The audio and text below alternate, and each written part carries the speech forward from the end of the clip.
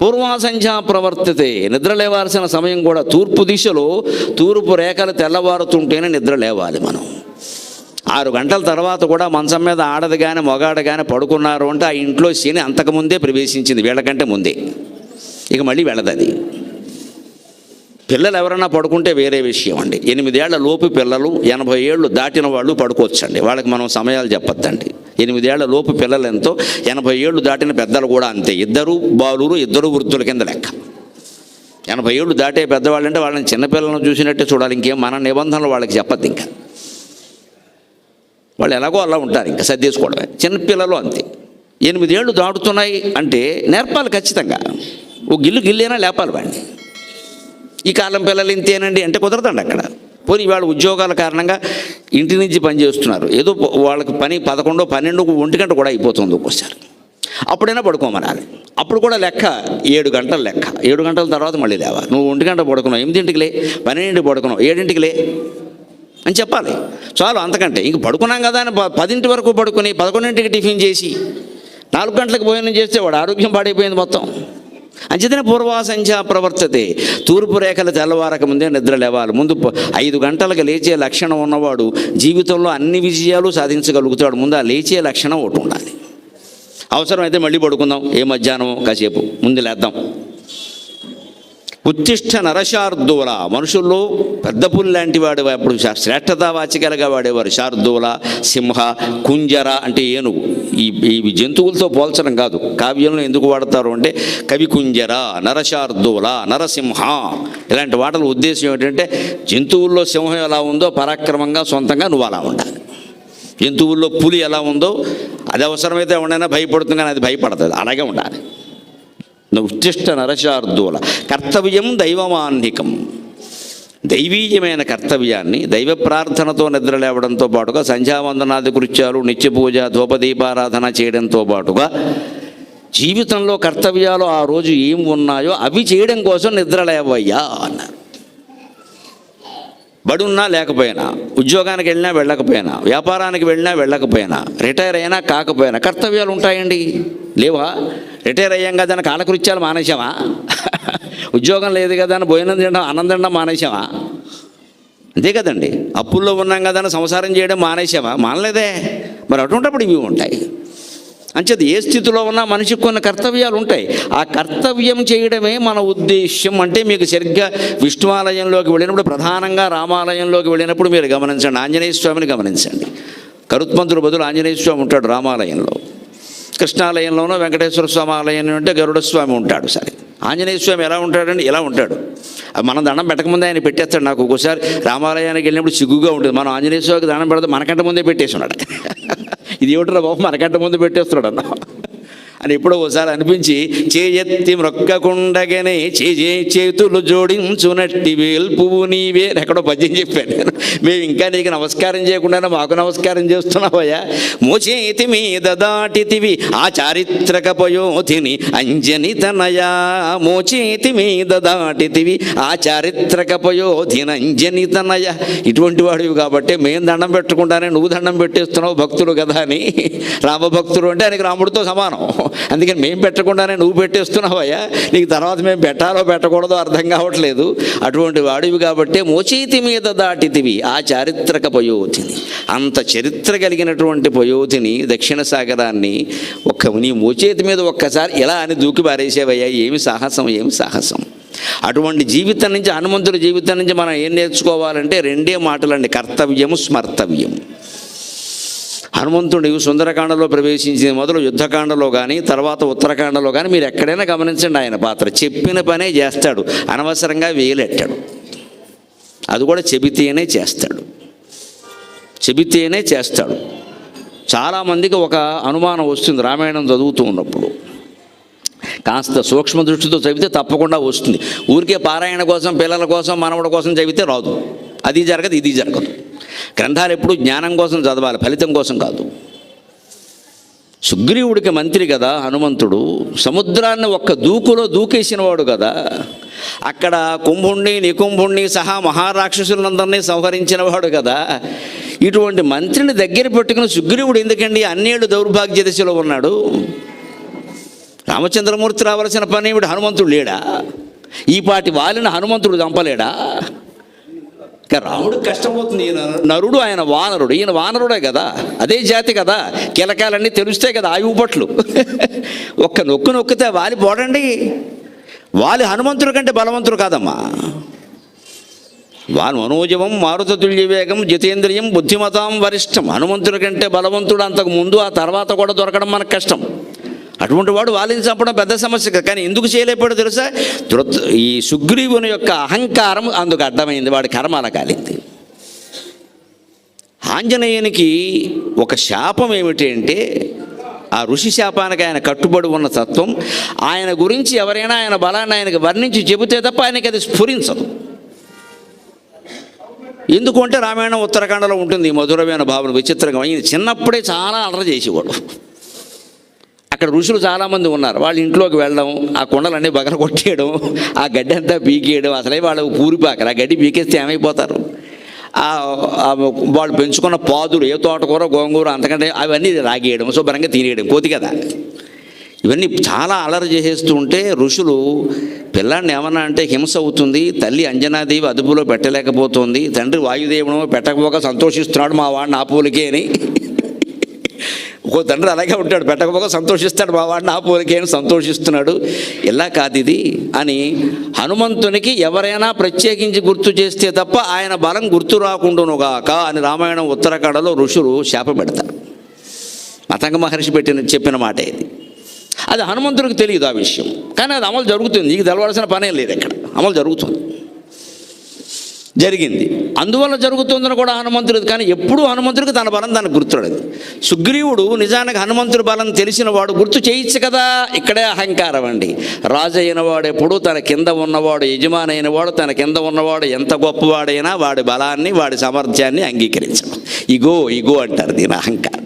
ఓ పెద్ద యజమాని దగ్గర ఓ మామూలు ఆఫీసర్ అధికారి పనిచేస్తున్నాడు అనుకోండి, బయట వచ్చిన వాళ్ళు ఎవరైనా మీ దగ్గర ఫలానా సెక్రటరీ ఉన్నారు కదండి, ఆయన చాలా గొప్పవారండి, నిజంగా మీ సంస్థ నిలబడిందంటే ఆయన వెళ్ళంటే అని ముచ్చుమొహం పెట్టేస్తాడు, అంగీకరించడు.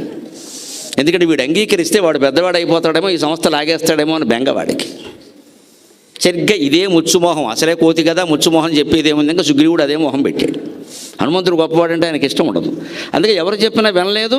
హనుమంతుడి మొహం మీద ఎప్పుడు నువ్వు ఇంత గొప్పవాడివి కదా అనలేదు. నిజంగా గొప్పవాడివి కదా అని నిష్కల్మషంగా సుగ్రీవుడు అంగీకరించి ఉంటే ఒక్క దూకి వాళ్ళని లేపేసేవాడు ఓవర్ నైట్. ఒక్క లేపకి అయిపోతాడు. రాముడు రావాల్సిన పని లేదు. కానీ చారిత్రకంగా ఏది ఎవరి వల్ల జరగాలో వారి వల్ల జరగాలి. కానీ కొన్ని ఎందువల్ల జరగవు అంటే మన అహంకారాలు అడ్డం వచ్చేస్తున్నాయి ఇక్కడ. ఇదే అందుకే ఆ కారణంగానే హనుమంతుడు ప్రత్యేకించి ఆయన గుర్తు రాదు. కాబట్టి ఆపదలో ఎవరన్నా ఉన్నా రక్షించాలన్నా, ఏదైనా ఉపాయం చెప్పాలన్నా ఏదో వాళ్ళ కర్మ వాళ్ళు అనుభవిస్తున్నారన్నట్టుగా ఉండదు. కానీ చెప్తే కానీ చేసేవాడు కాదు. సరిగ్గా సముద్రం దూకేటువంటి సందర్భంలో కూడా వీరవ ఆనరలోకస్య సర్వశాస్త్ర విశారద తూష్ణీం ఏకాంతవాసీత్వం అని జాంబవంతుడు వచ్చి గుర్తు చేశాడు. వీరవ వానరలోకస్య సర్వశాస్త్ర విశారద. వానరలోకంలోనే అంత వీరుడే లేడు కదయ్యా, సర్వశాస్త్రాలు తెలిసిన వాడేవి కదా. ఎండకు ఎదురుగా నిలిచిన అతండు ఘనుడు అని కంకంటి పాపరాజు గారు చెప్పినట్టుగా, సూర్యుడి దగ్గర ఎండకు ఎదురుగా నిలబడిన నవవ్యాకరణాలు నేర్చుకున్నావు కదా, నీకంటే గొప్పవాడు ఎవరయ్యా?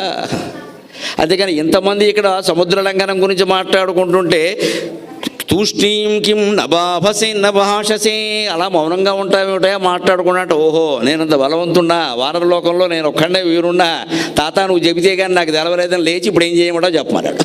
దూకాలంటే దూకి బారేశాడు. అంతవరకు ఏం చేశాడు ఆయన? రామ్ రామ్ రామ్ రామ్ రామ్ రామ్ ఓ బండ మీద కూర్చొని రామస్మరణ చేసుకుంటూ ఉన్నాడు. మనకి హనుమంతుడి నుంచి గ్రహించవలసిన విషయాల్లో ఈ రెండు ఉన్నాయి, కర్తవ్యం, స్మర్తవ్యం. జీవితాల్లో హనుమంతుడులాగే మనం ఉండాలి.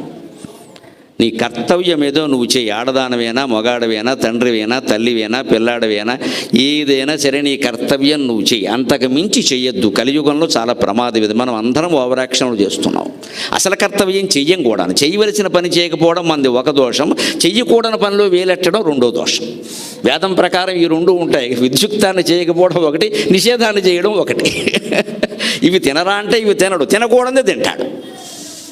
పైగా ఏమవుతుందిలే అంటాడు. రెండు తప్పులు వచ్చాయి అక్కడ. నువ్వు చేయవలసింది చేయకపోతే వేరే విషయం, పోనీ నీకు ఓపిక లేదనుకుంటా, చేయకూడని చేస్తున్నావు. రెండు తప్పులే కదా. హనుమంతుడు ఈ రెండు చేయలేదు. చేయవలసింది మానలేదు, చేయకూడదు చేయలేదు. అందుకే హనుమంతుడు అంత గొప్పవాడయ్యాడు. మనం గ్రహించవలసిన విషయం అది. అందుకని కర్తవ్యం దైవమాన్నికం అన్నారు. ఉత్తిష్టోత్తిష్ట గోవింద ఉత్తిష్ట గరుడధ్వజ ఉత్తిష్ట కమలాకాంత త్రైలోక్యం మంగళం కురు. ఇక్కడి నుంచి అన్నన స్వామి గారి శ్లోకాలు. ఉత్తిష్ట గోవింద. వెంకటేశ్వర స్వామికి రచించినటువంటి సుప్రభాతంలో గోవింద శబ్దం వాడారు. వెంకటేశ్వర స్వామి గోవుల్ని కాయలేదు, కృష్ణావతారంలో కాశాడు. గాం విందయతీతి గోవింద అంటారు. గోవులను ఆనందింపజేసిన వాడు కాబట్టి గోవిందుడు అంటారు. మనకేదో తెలుసును కదా అని గోవులతో కలిసి విందు చేశాడు, గోవులకి విందు పెట్టాడు అనకూడదు. విందు తెలుగు మాట, గో శబ్దం సంస్కృతం, రెండు కలిపేయకూడదు అడ్డగోలుగా. ఇవాళ పత్రికల్లో చూశాను, అకాలవాన అన్నాడు. రెండు చెవులు మూసుకుని రెండు కళ్ళు మూసుకున్నాడు. ఏం పదం రా బాబా, అకాల వర్షం అనాలి. అకాలవాన ఏమిటండి, అధవ సమాసం. ఇలాగే తగులుంటారు మొత్తం. హైదరాబాద్లో నిన్న వర్షం కురిసింది, అకాల వర్షం అనాలి. అకాల వాన ఏమిటండి? అకాల అచ్చ పూర్తి సంస్కృతం, వాన అచ్చ తెలుగు, ఈ రెండు కలిపేయకూడదు అలాగా. ఇది కొంచెం సూక్ష్మమైన విషయమే, కానీ పత్రికల్లో వాళ్ళకు కూడా తెలియపోతే అలాగ. పైకి ఇది ఏమవుతుంది, ఓ 10 లక్షల పేపర్లు వెళ్ళిపోయాయి జనంలోకి. వీడంతా అకాల వాన, ఇంకా అకాల మరణమే. అకాల మరణం అనొచ్చండి, అకాల చావు అనండి, ఏమన్నా చికాగ్గా ఉంటుందమ్మా. అకాల చావు ఏమిటండి? అకాల మరణం. ఎందుకని అకాల సంస్కృతం, మరణం సంస్కృతం, రెండు సంస్కృత పదాలకు సమాసించి, ఒకడు సంస్కృత పదం ఒకడు తెలుగు పదం చూసి విభక్తులు లేకుండా నీ ఇష్టం చేసేస్తావా? అకాలవాన ఏమిటండి? ఇలాగే ఉంటాయి, మాట్లాడక చేత కాకపోతే సరిగ్గా. అలాగే గోవిందుడు అంటే గోవులకు విందు చేశాడు అనకూడదు. విందు శబ్దం సంస్కృతం మీద. గాం విందయతీతి గోవింద, గోవుల్ని ఆనందింపజేశాడు. వెంటనే చూడండి, ఉత్తిష్ట గరుడధ్వజ. సుప్రభాతం మనకు అందిస్తున్నటువంటి మహత్తరమైన విశేషం. నువ్వు గోపాలకుడు అయినా సరే గోవిందుళ్లాగా, గరుడధ్వజుళ్లాగా శ్రీ మహావిష్ణువంత వైభవం పట్టినా సరే మనస్సులో భగవత్స్మరణ మానకు, మనస్సులో భగవత్స్మరణ మానకు. అందుకే మన కేశవనామాల్లో కూడా కేశవనారాయణ మాధవ గోవింద. ఆ కేశవనామాలు 24 నుండి లెక్క 24 ఎందుకు ఉంటాయి అంటే, శ్రీ మహావిష్ణువు యొక్క చతుర్భుజాలు మీరు గమనించండి. వెంకటేశ్వర స్వామి అవతారంలో 2 చేతులు వేరుగా ఉంటాయి, కానీ మామూలుగా శ్రీమన్నారాయణమూర్తి ఉన్నప్పుడు శంఖచక్రాలు గదా పద్మాలు ఉంటాయి. శంఖచక్ర గదా పద్మలాంఛనక అంటారు. శంఖచక్రాలు గదాపద్మాలు ఉంటాయి. సరిగ్గా మనం ఒక ప్రయోగం చేసి సరదాకి ఓ కాగితం తీసుకుని లెక్క పెట్టి, ఆ శంఖం ఈ చేతిలో పెడదాం, ఈ చక్రం ఆ చేతిలో పెడదాం, ఈ గద పైన పెడదాం, ఆ పద్మం కింద పెడదాం అని చేస్తే నువ్వు ఎన్ని రకాల మారిస్తే ఎన్ని భంగిమలు వస్తాయో తెలుసా? మ్యాట్రిక్స్ లెక్కల ప్రకారం, పెర్ముటేషన్స్ అండ్ కాంబినేషన్స్ ప్రకారం 24 భంగిమలు వస్తాయి. అందుకే కేశవనామాలు 24. మన స్తోత్రాలు, భజన గీతాలు సహా స్తోత్రాలు, పారాయణకు ఉపయోగించే స్తోత్రాల నిర్మాణంలో ఈ సైన్స్ ఉందండి. ఈ సైన్స్ ఉంది ఖచ్చితంగా. లలితా సహస్రం 182.5 శ్లోకాల్లో ముగుస్తుంది. 182.5 లలిత అనేటువంటి నామంతో ముగుతుంది సరిగ్గా. శివశక్త్యాత్మిక శ్రీ లలితాదేవ్యై నమః అని అంతకు. ఏవం శ్రీ లలితాదేవ్యా నామ్నాం సహస్రకం జగు. అది నామాల్లో భాగం కాదు, అది వివరణ. ఈ రకంగా లలితాదేవి యొక్క నామాలు ముగిసాం. 182.5 ఎందుకు ఆపేసాడండి వ్యాస మహర్షి బ్రహ్మాండ పురాణంలో? ఇంకా నాకు కావాలంటే ఇంకో 4 రాయలేడా? సరిగ్గా 182.5 రెట్టింపు చేయండి, 365. సంవత్సర స్వరూపం భగవంతుడు, అందులో సగం అమ్మవారు, సగం శివుడు, అందుకే 182.5. అంత ప్రణాళిక ఉంటుంది వ్యాస మహర్షి. సరిగ్గా 182.5 శ్లోకాల్లో ముగిసిపోయేలాగా 1000 నామాలు సర్దేశాడు ఆయన. కొన్ని అందుకే 4 అక్షరాల నామాలు ఉంటాయి, కొన్ని 8 అక్షరాలు ఉంటాయి, కొన్ని పాదం అంతా 16 అక్షరాలు ఉంటాయి, వేరే విషయం అది. కొన్ని 5 అక్షరాలు ఉంటాయి, ఇంకో నామం 3 అక్షరాలు ఉంటుంది. పైగా సంస్కృత భాషలో ఓ పెద్ద నియమం ఏమిటంటే, తెలుగులో లేనిది, ఒక మాట ఒక పాదంలోనే ఉండాలి. ఒక మాటలో సగం పై పాదంలో రెండో పాదంలో ఉండకూడదు. వెంకటేశ మీరు రాయాలి సంస్కృతంలో ఉంటే వెంక అని ఆపి టేస 2వ పాదంలోకి రాకూడదండి, కుదరదండి. వెంకటేశ మొత్తం ఓదంటూనే ఉండాలి. సంధి అలా కుదరదండి, తెలుగులో కుదురుతాడు. వెంకటేశ్వరుని అంటే వెంకటేశ్వరుని, వెంకటే అని స్వరుని అని రకాల ప్రస్తుత పద్యం చెప్పచ్చు. సంస్కృతంలో అది కుదరదు. అటువంటి కుదరని భాషలో రాస్తూ వ్యాస మహర్షి వాటిని ఆ నామాలను కూర్చుతూ, వశిన్యాది దేవతలు చెప్పినప్పటికీ కూర్చింది మన శ్లోకాల్లో వ్యాస మహర్షే కదా. ఆ కూర్పు ఎంత పద్ధతిగా చేసేవాడు అంటే, దీనికో ప్రణాళిక ఉందబ్బా. ఇది కేవలం నాలిక కాదు, దీని వెనకాల ప్రణాళిక ఉంది. 182.5 శ్లోకాల్లోనే రాస్తున్నా. దీన్ని రెట్టింపు చేయండి. సంవత్సరం అంటే కాలం కదా. కాలాన్ని మనం సంవత్సరాల్లో చెబుతాం, నెలల్లో చెప్పంగా సాధారణంగా. మీ వయస్సు ఎంత అంటే 62, 63 అంటాం, కానీ 62 తర్వాత 3.5 నెలలు అనం. ఏ బోడానికి సిద్ధంగా ఉన్నావా అంటాడు ఎవడో. ఎందుకు నెలలో రోజులు చెబుతున్నావు పని లేక? అదే పసిబిడ్డ అనుకోండి, ఏడాదిలో పసిబిడ్డ అయితే మనం ఏమంటాం 10 నెలలండి 11 నెలలండి అంటే, ఏడాది దాటిందంటే సంవత్సరాలే చెబుతాం, ఇంక నెలలు చెప్పం. నెలలోపు బిడ్డ అనుకోండి 15 రోజులు అయ్యిందండి 16 రోజులు అయ్యిందండి, నెల దాటిందంటే అక్కడి నుంచి నెలలు చెబుతాం, సంవత్సరం దాటిందంటే సంవత్సరం చెబుతాం. అంటే సంవత్సరమే వాడుతున్నాం కాబట్టి సంవత్సరమే కాలస్వరూపం. సంవత్సరం అంటే 365, శివుడు సగం పార్వతి సగం, అందుకని సరిగ్గా 182:30. అష్టోత్తరాలు ఉంటాయి మనకి, విష్ణు సహస్రం సహా, రామ వెంకటేశ్వర స్వామి సహా, శివుడు సహా అందరికీ అష్టోత్తర నామాలు ఉంటాయి. అష్టోత్తరం ఎందుకు? 108 సరిగ్గా 27 నక్షత్రాలు, 4 పాదాలు ఒక్కో దానికి, 27 4 108. 108 పాదాలలో ఏదో ఒక పాదంలో పెట్టకుండా సముద్రంలో ఎవడో పుట్టాడు. ఇక్కడ ప్రతివాడు ఏదో ఒక పాదంలో పుట్టాడు, నీకు తెలియచ్చు తెలియకపోవచ్చు. ఏదో ఒక నక్షత్రంలో పుట్టాం, ఏదో ఒక పాదంలో పుట్టాం, సరిపోయిందిగా. నువ్వు ఏ పాదంలో పుట్టినా అది భగవత్పాదమే, గమనించుకో. దానికి చెడ్డ మంచి ఆపాదించుకుని కంగారు పడక.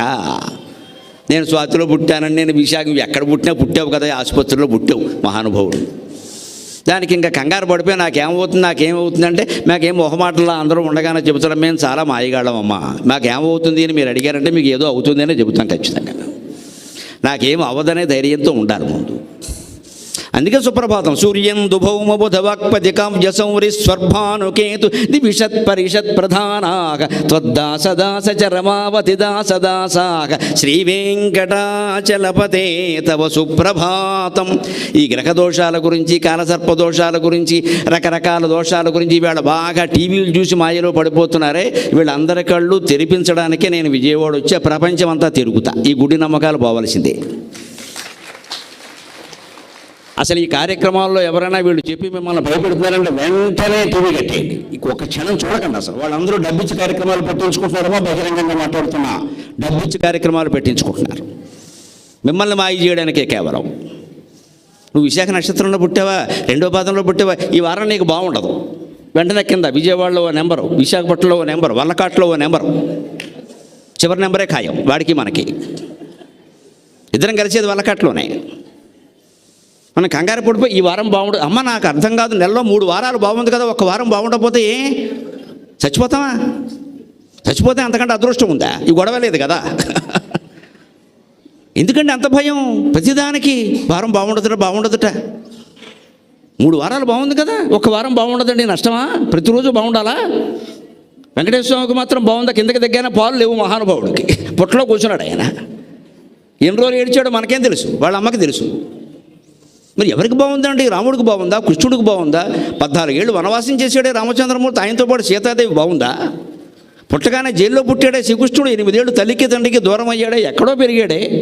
అది కూడా దొంగను ముద్ర వేశారే. వెన్న దొంగే కదండి, వెన్నైనా పెన్నైనా దొంగను ముద్ర వేశారే. వాళ్ళు కోరితే కాళ్ళ మీద పడితే మమ్మల్ని నరకాసురుడు బంధించాడయ్యా 16,000 మందిని. మేము బయటికి వెడితే మమ్మల్ని ఎవరు పెళ్లి చేసుకోరు. వాడు అన్ని విధాలా అవమానపరిచాడు. ఇంక చెప్పుకుంటే బాగుండదు.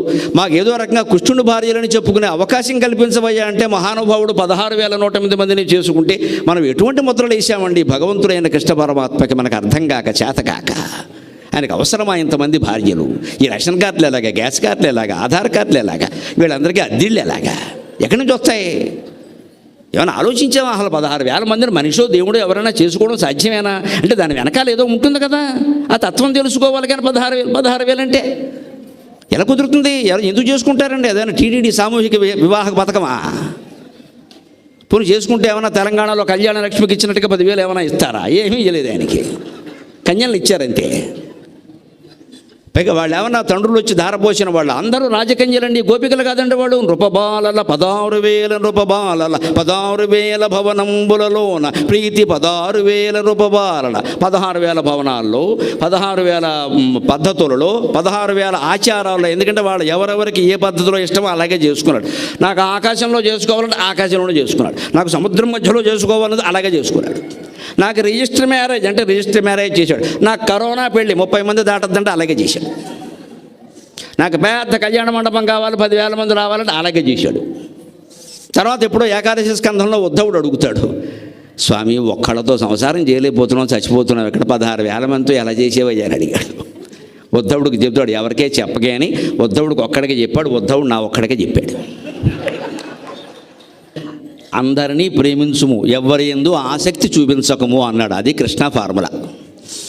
Love everybody, don't show interest on anybody. కాపురాల్లో ఉన్నటువంటి స్త్రీ పురుషులందరూ గుర్తుంచుకోవాలండి. అస్తమాను పెళ్ళాన్ని పట్టుకుని అంత అందమైంది లేదు నువ్వు లేకపోతే నేను ఉండాలంటే ఆ పెళ్ళాన్ని ఎత్తికి ఎక్కేయడం ఖాయం, వీడికి చేటా చీపురు ఖాయం. లేదు ఈ స్త్రీయే బలహీనరాలు అయిపోయి మీరు లేకపోతే నా బతికేవడం, మీరు లేకపోతే నా బతికేవడం అంటే వాడు వెంటనే రెండో దాన్ని తీసుకురావడం ఖాయమమ్మా, నన్ను మన్నించండి అనకూడదు. అలాగా అనకూడదు. రెండోది వస్తే తోలు ఉడుతుందని చెప్పాలి. ఉండాలి. ఎవరి కాపురం వాళ్ళు కాపాడుకోవాలి. లోకి ఇవ్వద్దు. ఎందుకు ఇవ్వాలి? దాసీలుగా ఉండాల్సిన అవసరం స్త్రీలకి లేదు, పెత్తనం చేయాల్సిన అవసరం పురుషులకి లేదు. నన్ను నువ్వు బాధ పెట్టకుండా కాపురాలు చేయలేమా? ప్రమాదమా ఇది? ఎవరో ఒకరు బాధ పెట్టాలా? కాపురం అంటే పిల్లి ఎలకనా సంసారం అంటే? కనీసం 2 పిల్లుల్లా 2 ఎలకల్లా ఉండలేమా? ఎందుకు బాధ పెట్టాలి? వారిని బాధ పెట్టే మనం ఉండాలా? బాధ పెట్టకుండా బాధపడకుండా ఉండలేమా? ఉండొచ్చు. ఈ సూత్రం పాటిస్తే. అందరినీ ప్రేమించుము, ఎవరి యందు ఆసక్తి చూపించకము. డోంట్ షో ఇంట్రెస్ట్ అని ఎనీబడీ. నువ్వు లేకపోయినా నేను ఉండగలను, కానీ నా కర్తవ్యాలు నేను చేస్తున్నా. ఓవర్ యాక్షన్ చేయకి అనేది అందులో ఉంది. అక్కడ చేయరండి, ఎవరు చేయరు, అయిపోతారు. నువ్వే నాకు గతి, నువ్వు లేకపోతే అయిపోయినట్టే అంటే అయిపోయినట్టే ముందే అవగొట్టేస్తారు. కృష్ణుడు అదే చేశాడు. ఏ ఒక్కరికి నెత్తికెక్కే అవకాశాన్ని ఇయ్యలేదు. సత్యభామ పాదాలు పట్టుకున్నాడు అంటారు, చదవక మాట్లాడతారు. ఆయన పాదాలు పట్టుకున్నది లేనిది 1 నిమిషం మాట ఆయనేం పట్టుకోవాలి, ఊరికే వంగాడు. అలాగా అక్కడి నుంచి నంది తిమ్మన గారు పెద్ద పద్యం రాశాడు, అంతకంటే ఏం లేదు. అదో సరదా. సినిమాలో ఆ సీన్ బాగుంటుంది. పోనీ అలాగే ఆ తల ఉంచాడని అనుకుంది. తర్వాత సత్యభామ గతి ఆమె ఏంటంటే రుక్మిణీదేవి కాళ్ళు పట్టించాడు. వెళ్ళి మా బాగా చెప్పాడు గుణపాఠం. అయిందా? మొగుడు తననేందుకు కాదు, తోడుకోవడం దెప్పినందుకు ఏడిచిందని సామెత. మొగుడు తననేందుకు కాదుట, మొగుడు కొట్టినందుకు కాదుట, తోడుకోవడం దెప్పినందుకు ఏడిచిందిరా. మొగుడు కొట్టినా సరే ఆ మొగుడు కొడతాడులే అనేవారు పూర్వం, పెద్ద పట్టించుకునేవాడు కాదు. తోడుకోవడం వచ్చి చెప్తే నీకే అని పెద్దలు తగద పెట్టేవారు. అలాగా ఈ సత్యభామకి చెప్పిన గుణపాఠం ఏమిటంటే, స్వామి మళ్ళీ జీవితంలో ఏ ఆడది ఏ మొగుండి అలా వేపుకు తినకుండా రుక్మిణీదేవి కాళ్ళు పట్టించాడు. వెళ్ళి భర్తృ దానవ్రతం అని పెట్టించాడు. పనిగట్టుకుని అక్కడి నుంచి దానం ఇచ్చేయమన్నాడు. అక్కడి నుంచి బరువు మొత్తం హిమాలయ పర్వతం కంటే పెద్ద బరువే కూర్చున్నాడు. ఈయన లేవలేదు. ఆవిడ మొత్తం బంగారం అంతా వేసినా లేవలేదు పైకి. చివరికి ఏం చేయాలంటే నాకేం తెలుసు మరి రుక్మిణీదేవిని అడగమన్నాడు. రుక్మిణీదేవిని అడగడం ఏంటి? సవతి కాళ్ళు పట్టుకోవడం కంటే అవమానం వేరే ఏదైనా ఉందా? భర్త కాళ్ళు పట్టుకున్నా పర్వాలేదు, పారసేవ చేసినా పర్వాలేదు, కానీ సవతి కాళ్ళు పట్టుకోవడం ఏంటండి? కర్మ వచ్చింది, ఆవిడ పట్టుకుంది. ఆవిడ వచ్చి స్వామివారికి ప్రదక్షిణం చేసి తులసిదళం వేసింది. అంతే. శ్రీమన్ కృపాజల నిధే కృత సర్వలోక అని శుభ్రంగా పైకి లేచాడు. ఈ మాయ ఎందుకు చేశాడు ఈ పెద్ద మనిషి? నా చేత కాళ్ళు పట్టిస్తావా అని సంగతి చూస్తా. భర్త అంటే ఏమిటో తెలియజేస్తా. ప్రేమించాలి భర్తని, పెత్తనం చేయకూడదు. నా మొగుడిని నా అదుపులో పెట్టుకోవడం ఎలాగా? మందు మాకు అని అడగకూడదమ్మా. అంతకంటే మా ఎందుకమ్మా అదుపులో? దేనికి అదుపులో పెట్టుకుని ఏం చేస్తావు? మరి ఆయన కూడా అదే అనుకుంటే ఒకరికొకరు బానిసలు అయిపోవాలా? నన్ను ప్రేమించాలి, నేను ప్రేమించాలి అనుకోవడం తప్పుడుగా అదుపులో ఏమిటండి? ఏమైనా పశువా పగ్గాలు పట్టుకోవడానికి? భర్త అయినా భార్య అయినా అదుపులో పెట్టుకోవడం ఏమిటి? నీకు గీచిన గీటు దాడకూడదు. నువ్వు గీగల వాసలో ఇంతలా ఉంటే ఏం గెత్తావు? వంగలం ఎక్కడ? గీత గీయాలి ముందు, ముగ్గేయలేం, గీతకెత్తాం మనం. నేను గీసిన గీటు గీ చూస్తాను నేను. పొట్ట వంగట్లేదు, ఏం గీస్తావు? అసలు ముగ్గేస్తే కదా, ప్లాస్టిక్ ముగ్గే. ఒక ఐతం అంటే దానికి వంగదో, అది మళ్ళీ పని మనిషే. ఇంకా గీసిన గీయటం మనం గీస్తే కదా, అసలు సన్నగా ఉంటే గీస్తాం, ఇంత లవయ్యాక ఏం గీస్తాం? ఎందుకు ఈ అహంకారాలు ఆడాళ్ళకి మగాళ్ళకి అందరికీ? దానివల్లే మొత్తం సంసారాలు సహా సామ్రాజ్యాలు సహా కోల్పోతున్నాయి ఇవాళ. దానికి సమాధానమే జీవితంలో ఎప్పుడూ దేనికి భయపడకండి, స్వామివారి పాదాలు ఆశ్రయించండి.